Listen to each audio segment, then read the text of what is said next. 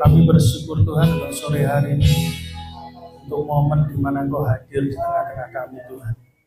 Dan saat ini kami akan mendengarkan firman-Mu, berbicaralah kepada kami semua. Kami siap mendengarkan di dalam nama Yesus yang percaya katakan amin. Silakan duduk dulu Bapak Ibu sekalian. Sebelum nanti akan dilayani oleh Nabi muda dari Surabaya. Jadi saya percaya bahwa dia sedang membawa pesan Tuhan. Jadi dia sedang dilawat Tuhan, dia sedang mencari kehendak Tuhan buat apa dia di sini. Jadi saudara nanti siap-siap. Bapak Ibu sekalian, saya akan cerita sedikit, saudara perhatikan ini untuk saudara. Beberapa hari yang lalu saya tiba-tiba didatangi sebuah rombongan keluarga dari kota lain. Ternyata beliau ini datang untuk konseling. Karena dia punya masalah yang sangat besar, ya. Lalu dia cerita, dan pada waktu itu saya waktu pijet Pak Trinil, ya, dia datang, akhirnya saya pijetnya tidak selesai, ya, langsung datang, tak bawa ke ruang tamu, tak bawa masuk sini, lalu kembali ke ruang tamu, lalu keluarga ini cerita masalahnya. Jadi biasa ya, kalau masalah yang dibawa keluarga itu mesti kompleks, karena apa? Lebih dari satu orang. Setelah selesai, saya konseling, saya doakan, selesai, lalu mereka pulang. Lalu kemarin tuh saya lagi ngobrol sama Tuhan. Gitu. Saya ngobrol sama Tuhan, iya Tuhan ya. Kenapa ya kok masuk tahun baru itu kok tetap ada masalah kan? Jadi kita tuh tahun yang baru, masalahnya tetap ada. Gitu. Lalu saya berdoa ketika saya ada di toko, saya tanya Tuhan, kenapa ya Tuhan? Tiba-tiba Tuhan kasih satu hal, kasih satu rema, coba buka dulu, Maliaki 3 ayat 3. Maliaki 3 ayat 3.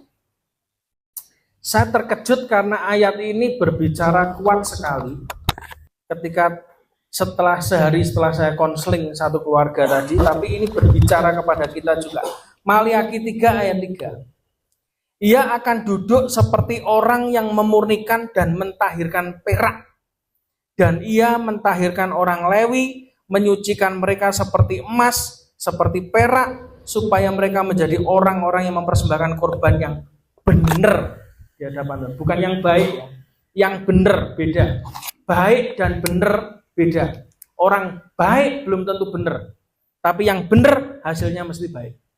Dan ketika saya membaca ini, tiba-tiba saya ngobrol sama Tuhan, tiba-tiba Tuhan ingatkan saya, papa saya itu di Madiun itu kerjanya kemasan. Kemasan itu jadi dia terima emas batangan dari toko-toko emas, lalu dia lebur, dimurnikan, lalu dia bentuk jadi cincin, jadi kalung, ya. Biasanya itu toko-toko sepanjang jalan itu loh apa? Kutai. Ya, itu orderannya toko nanas, toko mawar, itu semua Putra Dewa, itu yang ngerjain papa saya. Ketika saya membaca kisah ini, saya kaget. Ini adalah orang yang dia mengalami proses Tuhan. Tuhan itu kok seperti orang yang sedang memurnikan dan mentahirkan perak. Memurnikan itu apa? Tiba-tiba Tuhan bawa saya satu proses. Nanti saudara tangkap baik-baik ya. Cara memurnikan perak atau emas itu gimana sih Pak? Ini yang dilakukan oleh papa saya. Potongan-potongan emas itu ditaruh dalam satu wadah seperti kereweng gitu. Jadi bukan besi, kereweng. Jadi seperti kayak tanah liat itu yang warna merah itu. Batangan emas itu yang akan dimurnikan terus ditaruh di situ. Lalu papa saya menyalakan api. Lalu dibakar di situ. Perak juga sama, dibakar di situ. Dan tangan si tukang yang mengerjakan itu tadi, seperti Alkitab ngomong, dia tuh yang megangi kerewengnya itu loh, pakai capit itu. Loh kenapa? Harus digoyang-goyang. Nggak boleh cuman diem aja. Nggak dibakar lalu ditinggalkan, enggak. Dia akan pegang itu pada saat proses itu berlangsung. Dan pada waktu itu Tuhan bicara satu hal sama saya. Tangan Tuhan itu selalu memegang tangan kita.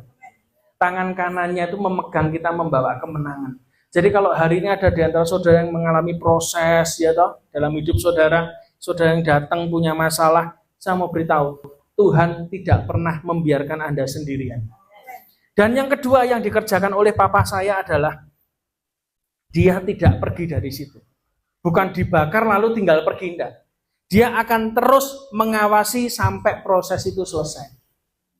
Ini juga bicara satu hal, bahwa dalam proses kadang kita ini merasa Tuhan meninggalkan kita. Kadang kita ini merasa Tuhan itu enggak bicara ya sama kita. Karena aku diproses loh, utangku banyak loh, tagihanku banyak loh. Masalah keluargaku banyak, yang belum nikah masalahnya juga lebih banyak. Tapi percayalah kalau sudah nikah lebih banyak lagi.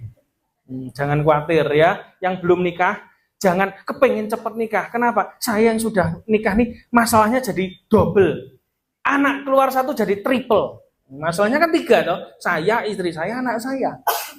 Tapi kadang kita merasa bahwa Tuhan itu meninggalkan kita. Enggak. Orang yang memurnikan perak itu dia tetap tunggu itu.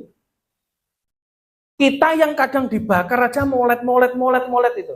Tapi sebetulnya kita diproses Tuhan. Dia tidak pernah tinggalkan kita, sekalipun kelihatannya dia diem. Dan yang ketiga, saya tanya papa saya, itu sampai kapan perak itu dibakar itu? Apa sampai cewair gitu? Papa saya bilang satu hal, tidak bisa. Perak itu tidak boleh dibakar terus-menerus, karena dia bisa hancur. Saya kaget, ternyata bisa hancur juga. Bisa rusak, peraknya bisa rusak. Ini juga bicara Tuhan satu hal kepada saya bahwa Tuhan itu tahu batas kemampuan dan kekuatan saudara. Tuhan itu ngerti bahwa pencobaan atau proses yang kamu hadapi itu tidak melebihi kekuatanmu. Makanya dia tahu kapan dia harus berhenti membakar perak itu, papa saya. Kalau kesuwen, peraknya rusak, tidak bisa dibentuk.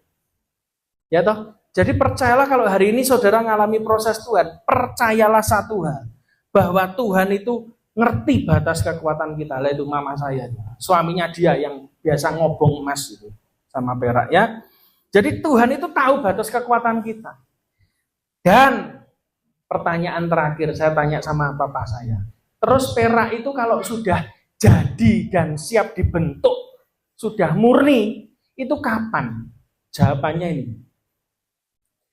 Proses itu akan selesai pada waktu aku bisa lihat wajahku di perak itu.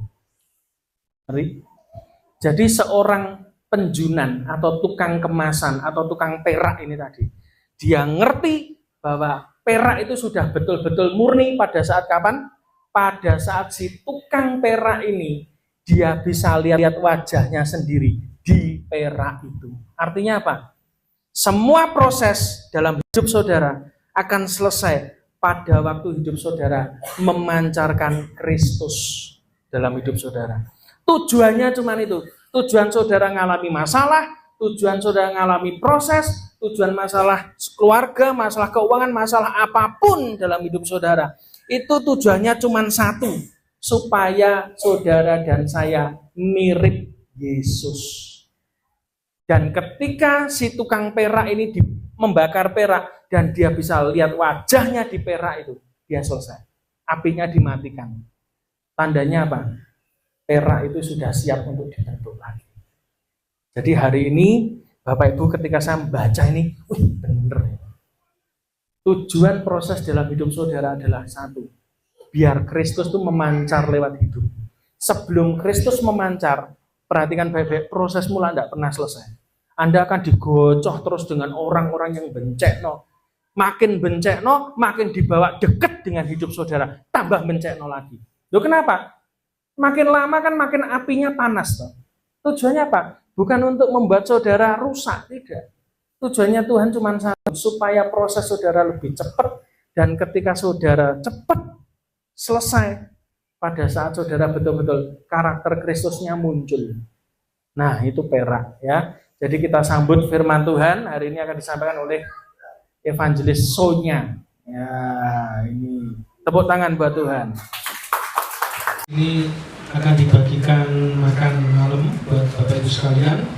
Terus untuk pengumuman, besok tanggal 20 Januari, minggu depan, itu worship leader akan dilayani oleh Pak Krisman dan juga Bu Rahel dari Boyolali. Jadi silakan hadir, ajak teman-teman.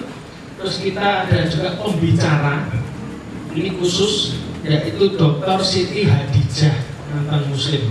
Ya, dia nanti akan cerita bagaimana perjalanannya kenal Yesus. Jadi ajak teman-teman Anda yang lain untuk juga hadir besok Selasa depan, ya, Bapak Ibu sekalian. Terus jangan lupa juga tadi diingatkan juga kesaksiannya tentang kanker. Kemarin saya baru ketemu dengan seorang dokter, ya, masih perempuan. Kok masih perempuan ya, burung laki-laki ya. Dokter perempuan, ya, dia itu melayani Tuhan juga, melayani firman Tuhan, dipertemukan Tuhan. Dan saudara tahu dia sakit apa? 7 macam kanker. Rambutnya itu sudah palsu, ya. Tapi dia melayani Tuhan di mana-mana, gas-gasan, ya. Kita berdoa supaya tahun ini kita dapat jadwal, ya, supaya dia juga memberkati kita, ya. Kalau selama ini kan kita masalahnya paling randu duit, ya, bisnis itu, ya, terus apa nih? Anak kawin, utang, gitu. Itu kan tidak membawa maut. Tapi ini 7 macam kanker. Kankernya di mana aja nanti dia biar cerita. Sampai sekarang, kemonya sudah puluhan kali belum sembuh. Tapi dia tetap melayani Tuhan di mana-mana sampai akhir hidupnya. Bahkan sekarang dia melayani dan menguatkan pasien-pasien kanker yang lain. Jadi dia bikin komunitas untuk menguatkan pasien kanker sekaligus memberitakan Injil. Ya, dokter ini saya berdoa nanti semoga April atau Mei lah, yang paling cepat. Ya, jangan ngomong semoga nutut ya. Yang penting 7 macam kanker saya bayangkan bagaimana sakitnya sudah pikiran dewi. Ya, menu makanannya makanan sehat sekali tiap hari.